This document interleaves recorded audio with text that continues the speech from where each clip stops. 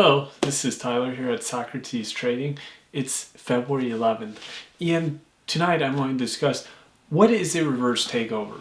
Okay, a reverse takeover is something that many of you have probably seen at times while doing day trading or long-term investing or swing trading. And what a reverse takeover is a type of merger that private companies engage to become publicly traded without going through all the proceedings of an IPO or an initial public offering. Initially, the private company buys enough shares to control a publicly traded company, and the private company's shareholders then exchange in shares shares in the private company for shares in the public company. At this point, the private company has effectively become a publicly traded company.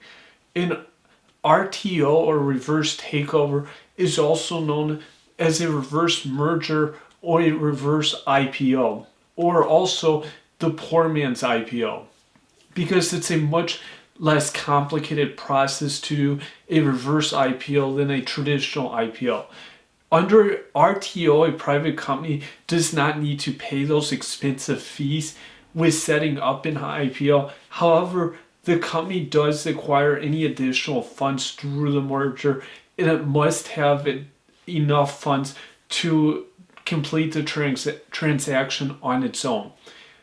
And while not a requirement of an RTO, the name of a publicly traded company is often changed as part of the process. And the main thing here is that RTOs are cheaper, they're quicker when it comes to going public. It is not uncommon also for publicly traded companies to have had little to no recent activity and simply existing as more of a shell company or corporation. This allows the private company to shift to a public company with relative ease and without all the cost and complications that a normal IPO would entail. Now, some special considerations for the ITO or RTO is as a mechanism to gain entry into the U.S. marketplace. This is often what international companies will use to get to get an operation in the U.S. They can buy enough shares or interest of a U.S. based business or company, and by doing this, they then can become a private or a public U.S. company.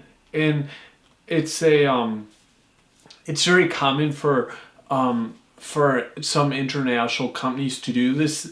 There was many Chinese companies around the tech boom in 2000 that went public this way.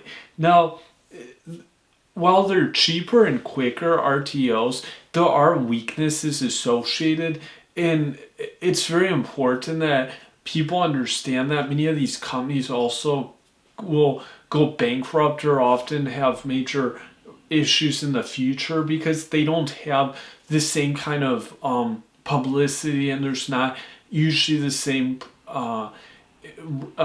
background and history as other companies that make the big IPOs. And it's important to note also that many private companies are looking to complete a reverse merger that have taken losses, and a percentage of the losses can then be used for future income as a tax loss to carry forward, if that makes sense. So essentially, it's a tool to optimize taxes. On the flip side, reverse mergers can reveal weaknesses in the private company's management experience and record keeping. So there's a lot at stake here, and it's not to say that a company can't be successful this way, but when trading stocks, it's important to note how this reflects and affects the stock price.